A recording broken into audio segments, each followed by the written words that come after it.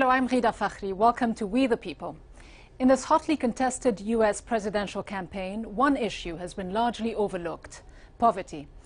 37 million people, that is 1 in 8 Americans, live below the official poverty line. That means these families are often homeless, hungry, and have no health insurance. Over the last 3 decades, the rich have gotten richer, and the distance between the haves and have-nots has widened. In many Western countries, up to 10% of children live in poverty. That percentage is double in the United States, and the numbers are growing. What's worse, American children born into poverty have little chance of moving up and out. We the People travels to Oakland, California, where lack of opportunities and little investment in education have created a cycle of poverty.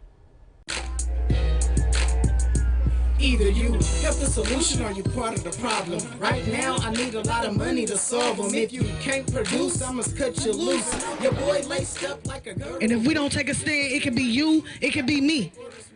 You feel me? There's so many homicides out here, and I'm tired of grieving all my partners. You must be hating because I'm doing better than you. But it's not that I'm better than you. Just to handle situations. There's a lot of drugs, violence, and also a lot of poor, low-income families. We're like boxed in, and this month alone, I lost 4 good friends. We're in East Oakland. This is called the Shady 80s. They call it the Shady 80s because they say that every single person you walk by, don't trust them because everybody got alternative motives. My name is Janine, and I'm 30 years old. I've been residing in Oakland, California my whole life. Born in Oakland, raised in Oakland, still in Oakland. I have 2 sons, Josiah and Joshua, ages 5 and 7. Their father is currently incarcerated. I have Buddy here in my life. My name is Clyde. I'm originally from Mississippi, but I've been raised Oakland, California my whole life. It's gonna be Oakland till I die. And here I am at 30 years old with a criminal history, still trying to become the man I know I can be. How much can you be helping your family if you committing crime to support them? We know that more than half of all black children live in single-parent households. Half, a number that's doubled since we were children. We know the statistics that children who grow up without a father are 5 times more likely to live in poverty and commit crime. They're 9 times more likely to drop out of school, 20 times more likely to end up in prison. My mother went into a 2-year depression at that time. She didn't watch us. Yeah, the street, you can say the streets got a hold of me. I literally went to prison, a 19-year-old kid. I came out of prison months before my 26th birthday. I went to prison a boy, and I came out literally a man with responsibilities. I know, baby. There's nothing there to eat at all. And it won't be nothing in there to eat for another 8 days. But gotta work it out. Reality is we're in poverty. This month's rent bounced. I got 24 hours to come up with rent money. So it's like, this is the 25th hour.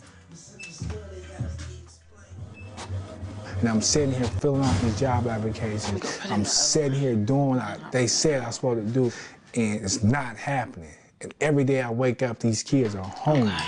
Let me know if I need more sugar. If you gotta go in the Safeway and put some steaks under my shirt for dinner, then you gotta put some steaks under your shirt for dinner. I'm gonna try to go get a loan tomorrow.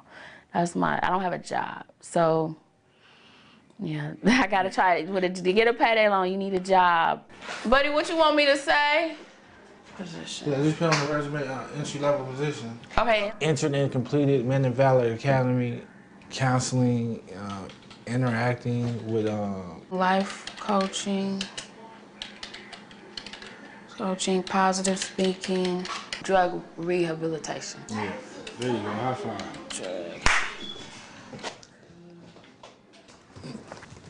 I'm up early in the morning, man, filling out job applications, hitting the grind, trying to do what it takes to put food on the table. We're going over to Arc Refuge. It's a men's treatment program, a living program for guys who are trying to get back on their feet and to get off drugs. And I was able to get some experience when I went through a living program at Men of Valor. A few days back, Men of Valor just gave me this letter. You know what I mean, showing that I was hard working. They spoke highly of me and they said I was a good example.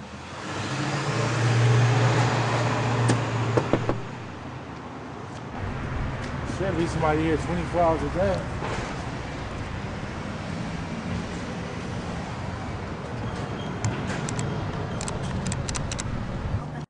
Very good. Well, we'll look over this and be in touch. All right, thank you very much. Thank you. Hopefully, it'll all work out. And hopefully they can look at my life experience and see that even though you fall, you can get back up. And that's exactly what I'm trying to do right now, is get back up. You'd never wanted government to make your living for you. You just expected us to show a decent concern for your hard work and initiative and do what we can, to help make sure you have the opportunities to prosper from your labor. Hey, how you doing, man? Good. You guys hiring right now? Daily routine. Daily routine. Man, it's frustrating. It's going on, what, 6 months now I've been unemployed? They said come up this way, and I went down there. We don't have anything to do with them. Man, this is frustrating. Are you guys hiring? Right now, we're on a freeze. We might be hiring drivers I'd say maybe in a couple weeks.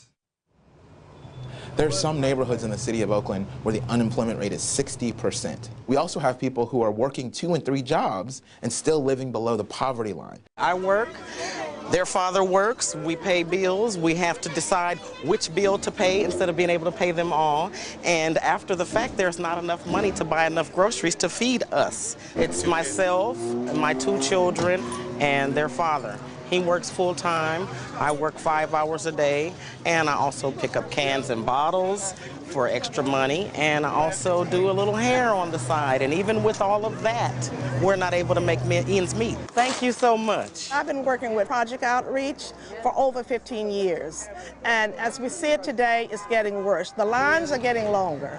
We would serve like 2,000 people per week, twice a week. There are 2 and 3 churches on the block that's doing the same thing. No money, yeah. I no money, yeah. We're seeing that the gap between the rich and the poor in this country is speeding up and getting broader. What happens here at home is we have more and more people relying on smaller and smaller government support. I think America's greatest moral failure in my lifetime has been not thinking about providing ladders of opportunity for people to get into the middle class. I mean, there's a pervasive sense, I think, that this country, as wealthy and powerful as we are, still don't spend enough time thinking about the least of these. And the only thing we got is this pistol in our hand, and these kids need to eat now. The average man would go back to crime if that's what he's accustomed to. That's what he's accustomed to. He'll go back to committing crime to do what he got to do to feed his family. It's the 28th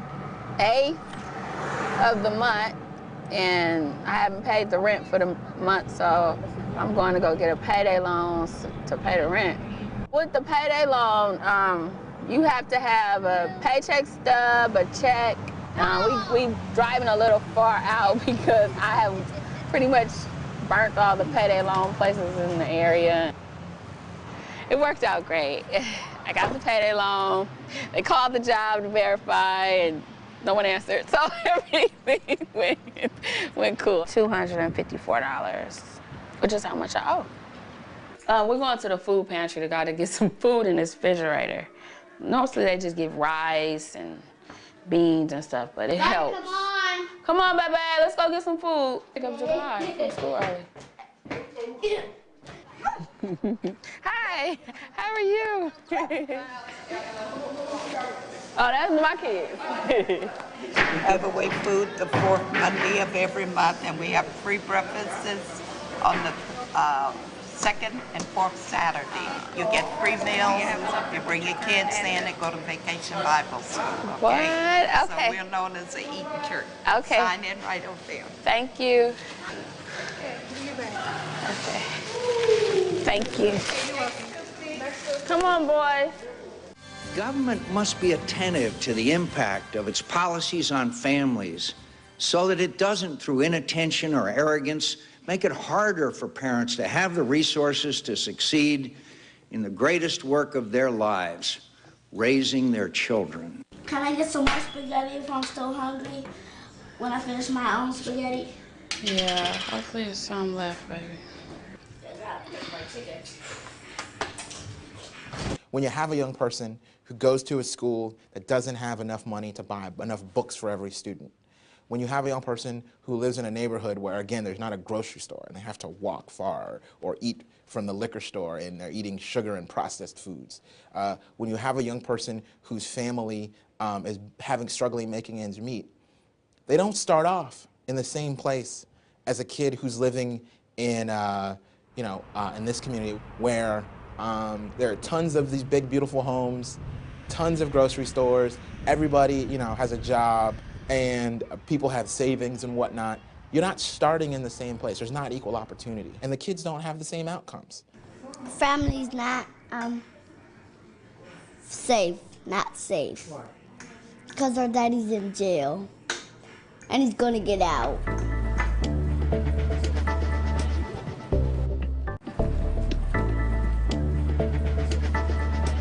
Hey, let's go, guys. You know there's no hanging out. DeAndre. Gimpy, what's wrong with you, man? You looking like your legs are hurting. You got a shotgun in there? What's going on? Huh? My name is Jesse Mendez, and I am a senior work experience counselor for the Youth Employment Partnership in Oakland, California. YEP is an organization that assists low-income individuals in job search and work experience. We do everything from job training, teaching an individual how to look for a job, where to look. Bring me a letter showing me that you're doing this. Okay. We work with individuals 18 to 24, male and female. A lot of them have been to jail, been locked up, some of them done a lot of time, and this is their process in changing their lives and doing something different, learning a new way to live their life. I came from where they came from. I come from where they're at. I'm a former gang member. I'm all that stuff. Drug user. I was strung out for 10, 12 years. My father left probably around age 2, I believe. I don't really remember that much about him. And then my mom moved back out here, left me with my grandparents. I started using drugs and getting involved in a lot of different things. Just pretty much being broke and on the streets. I can remember sleeping in people's yards and garages and stuff of abandoned houses just for a place to stay at night. I joined the gang lifestyle. They gave me a sense of family, that I hadn't had growing up. And they were always there for me. And I really hadn't felt that from anybody, my entire life. If we're honest with ourselves, we'll admit that too many fathers are also missing. Missing from too many lives and too many homes. They've abandoned their responsibilities. They're acting like boys instead of men. And the foundations of our family have suffered because of it. I went into a drug program and actually listened to that, and I got clean, and that's when my life started to change. Daddy! What? I went through a very lengthy, draining court battle for my son, and that's one of my favorite stories to tell is that, here I am, this ex-con gang member from the lower class, and I have full custody of my son. Can I have 2 old guys? That's your uncles. I can't afford the things that I want. I can't afford the things that I'd love to do, the things that I need for my son, but we make ends meet. The way we work here is that they have to do a half a day of education and a half a day of employment. They pretty much get a stipend or a bonus for anything that they do.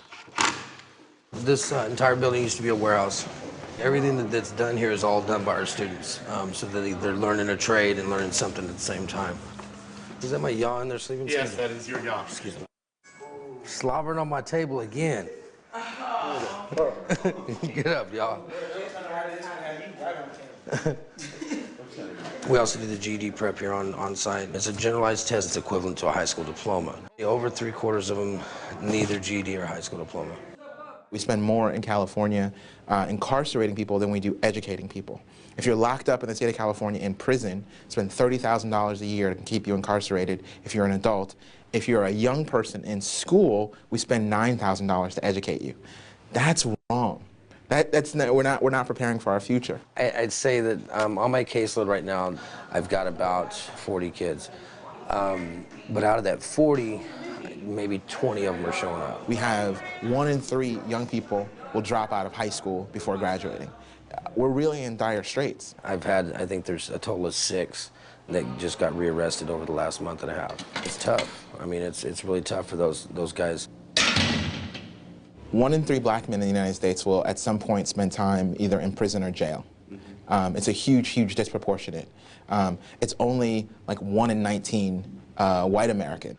The problem is the jobs, having the jobs out there to employ them. I can get 100 people ready tomorrow to go out and get a job, but are there 100 jobs out there to put them in? This is our construction site. We've got all the tools and everything around that enables them to get hands-on training on. These machines make me nervous. Well, it's nothing to be nervous about, though.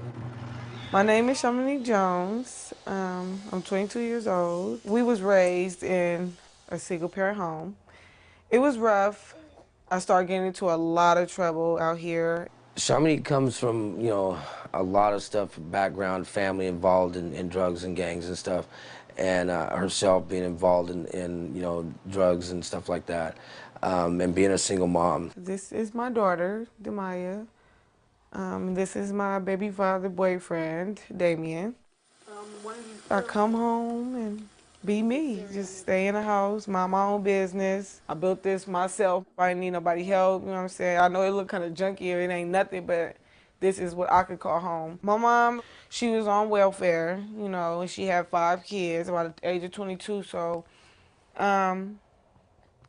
it was hard on her to make ends meet. And if she had to, she would go out and go steal food. But it was times where we didn't have anything in our house. And my mom started actually using drugs. I don't even call her mom. I call her by her nickname, Cocoa Puff. So I think that a lot of my rebelliousness came from me feeling like my mom didn't really care about me. And I wanted to raise my child with her father in my life, trying to make it work. I wanted to be a woman, not a girl. Yeah, I just go to work. I just go to work and then just come home. I mean, I don't have no friends. I got kids to take care of. I got a household to take care of. Like I said, anybody can be a daddy, but me personally, I want to be a father, It's a good feeling, especially with me and Shamanique together now. It's definitely a blessing because, we done came a long ways. Especially for our females, we have what's called women in construction. Women in construction, they come in, they're not really sure about it, and they're like, oh, well, why am I going to do construction? And they come in and they get a hammer in their hand. I'm like, I don't want to do this. But then when I started seeing like electric plugs, and I started thinking like, well, this stuff, I can really do this. This is not something that's impossible for me to do, so I do it to the best of my ability. Shamanique, came into the class and came in with an attitude that she was going to do something different and not only helped herself, but helped others. First off, I want to thank all of you. Over this last week, you guys have really changed what you're doing. You've been showing up. You've been here. You've been in class. The classes that I do at YEP they're not like high school, that's for sure. Think about it. Think about it. Ain't nobody listening to what I'm saying right now? Some of these young people have really high needs. They really need therapy. They need a place to live. They need somebody to, talk to them about the decisions they make. That's not happening locked in a prison, though. Because all of them come in this little shell that, they're just fending off the world to make sure nothing gets in and hurts them. If we lock them away and we incarcerate them, we spend all this money, quote unquote, punishing them, they're much more likely to cycle in and out of prison for the rest of their lives, never become a taxpaying citizen, never becoming somebody who actually gives back to society. Would you want somebody selling dope to your kid? You know what I mean? For those of you that do that, would you, if you had kids, would you want to sell it to your kids? Because we poisoning each other. A lot of young people come from situations now in particular where they don't know people who have jobs. I've met young people who's never met a person who went to college and graduated, right? Has never met a doctor or a lawyer outside of a courtroom or a hospital, right? And so what that means is they basically grow up in isolation. They grow up knowing only what they see around them. and that everything else is sort of a fantasy or make-believe. You guys all sound real good. Everybody sounds real good talking about that, but how many of you got money invested somewhere? How many of you got money invested? Then why are you sitting at YAP right now? Because you're on parole. Why are you on parole? Because you didn't mind the law. Because I did it wrong. Didn't mind the law. This is wardrobe. So what we're going to do is we're going to get you fitted into some outfits. And now, are you applying for any particular position? Right now, I'm trying to apply for like Walmart, little retail jobs, nothing. Okay, you have some interviews lined up? Yes, I do. I have one with Walmart in a couple of days. Okay, wonderful. Well, we'll get some outfits prepared. Wardrobe Opportunity is a non-profit agency that assists for clothing for interviews for jobs. So this is 14. We are providing clothing for her so that when she is ready to go on the job interview, she will be prepared and well-dressed for the moment. Because of your height, we've been in existence since 1995, and our first year we served approximately 230 clients, and to date we've served over 16,000. Each client is allowed 2 maximum appointments. The first appointment is an initial interview appointment, and they receive 1 to 2 outfits that are interchangeable. Once they've received the job, they can come back for what we call a working wardrobe, and that working wardrobe they will receive 3 to 5 more outfits. I'm such a lady, ain't I? Looks good. Thank you. I like it, but I'm just something that I'm not used to. But I think that if I keep practicing putting it on and stuff like that, I feel better about myself in it. I just feel weird because I'm used to sweats and jeans. Looks good. Very good.